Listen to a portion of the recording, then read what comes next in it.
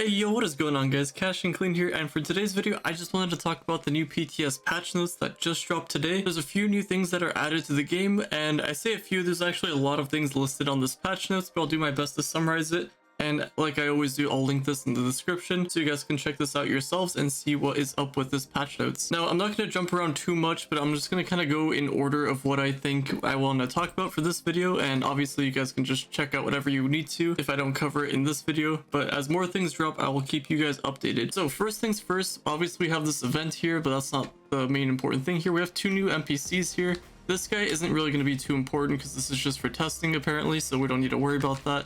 But we have this guy over here. Now, the main thing to talk about here is Fluxion. Now, basically, what this does is when you click on him, there's a bunch of Fluxion mounts or recipes or a bunch of things that you would find in here that you would, have a hard time getting. Maybe they're untradeable.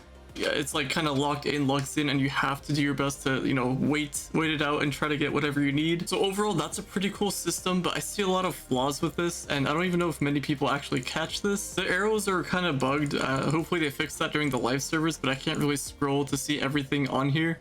And then again, whenever I can do that, whenever I back out, I try again and see what else is new. They don't really have all of the items in here.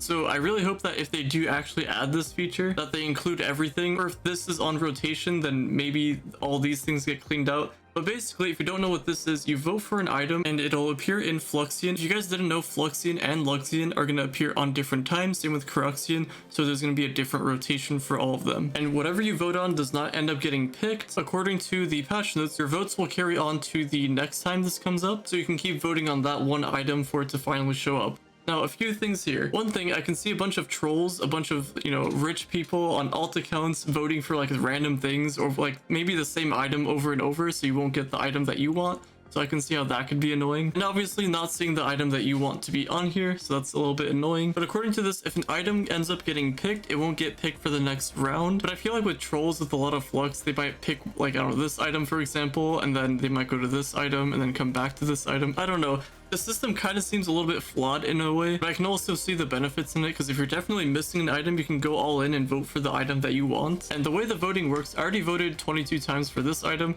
and I guess I'm the only one that voted for it because there's 51 votes here. And apparently what's supposed to happen is if you vote for another item, the amount of flux that you spend should be going up, but I guess it's not really working right now. But as you can see, my flux is definitely going down, so they might fix this going into the live servers. And it looks like there's not a max amount of times you can actually vote for, and it's not really that much flux. But if you do vote a lot, then obviously it will be a bunch of flux.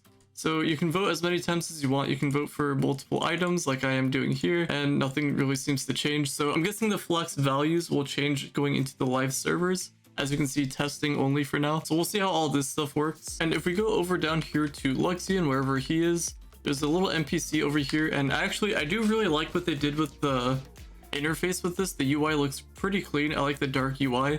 I know some people like the light UI or whatever. I'm sure you can make a mod to fix whatever this is, but it just looks so unnatural compared to whatever like else they have, because I have to use mods for like literally everything else. Like I don't have any mods for the PTS. They should do like a complete UI update in my opinion to like make everything look very similar. That's just my opinion, my take on it. But anyway, Fluxion is down over here. You click on him.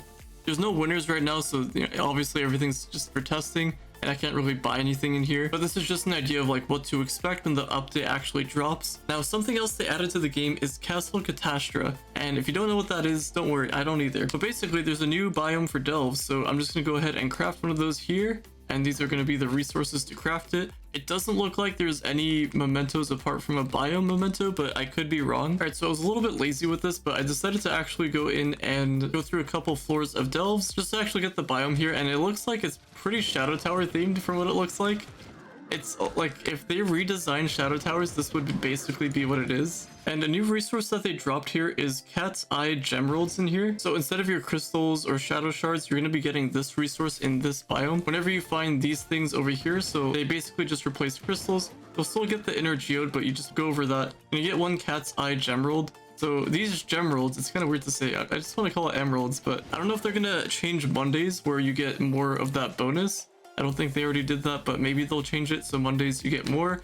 We'll see how that works. There's a merchant in here and they can be in any room. I'm going to try to find that and I'll try to cut to that for you guys to show you guys the new stuff that they added. All right, so I didn't even have to go that far. As you can see, I'm all the way over here. This is the end.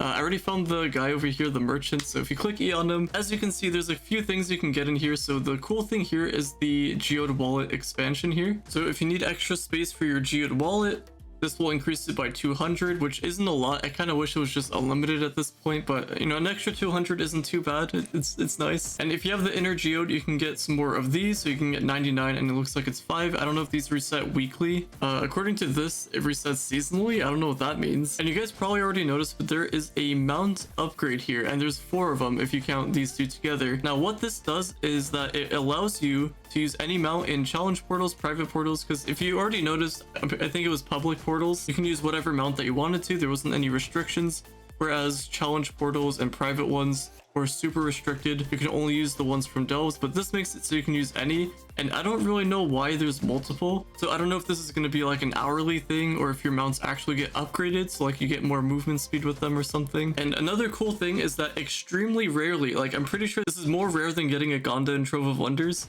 according to the patch notes. Like when they say it's very, very rare, you'll get a tradable version of this, and that will probably go for a lot of Flux. So if you want to get some Flux, that's a pretty good strategy right there. And it looks like the more of these that you collect, there's some mounts and allies that you can go and craft, which means that there will be a new bench out there somewhere. So if you have a club that you're in, your club president or someone in there will probably put that bench down for you guys. Now, I feel like I'm missing something pretty important here, but I think I covered the important stuff.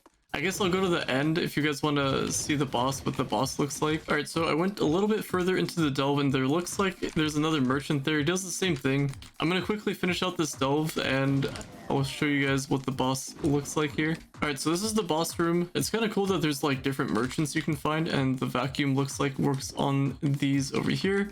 The crystals, emeralds, whatever you want to call it.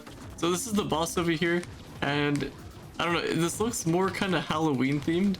And obviously this just looks like a rework of Shadow Towers.